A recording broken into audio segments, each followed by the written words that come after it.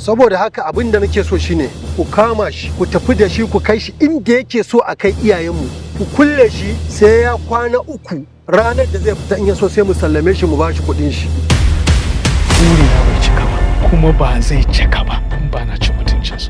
Ni fa wannan hukuncin ban ce fa ba zan iya zama da shi ba baba, amma an riga an yanke min hukunci. To bari in gaya miki ko dawowa garin nan yayi ba ke ba zama sake zama da shi tunda ba shi da wata mamura. Mun fita daga gidan nan a matsayin talakawa yanzu kuma gashi nan mun da a matsayin attajirai masu kuɗi mawadata. Allah zai masu dala.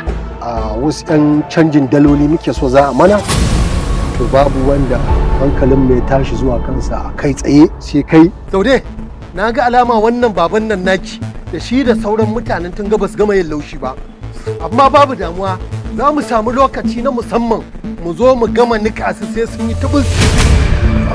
Ba haka muka da kai ba haka muka da kai ba Rabi. Ya daga tashin ka kuma zaka dauki kuɗi ka canza musu. Allah da Allah fito da kuɗi, Allah ni ba na son wasa Allah. Rabi ya kace magana wani wasa ne, kuɗi suna gurin ka da Allah na san suna gurin ka. Wanda sai kake Zafin Nema a duk ranar Laraba da misalin karfe 8 a YouTube channel ɗinmu mai suna Sadiq Sani Sadiq da kuma karfe 9 a Saira Movies TV.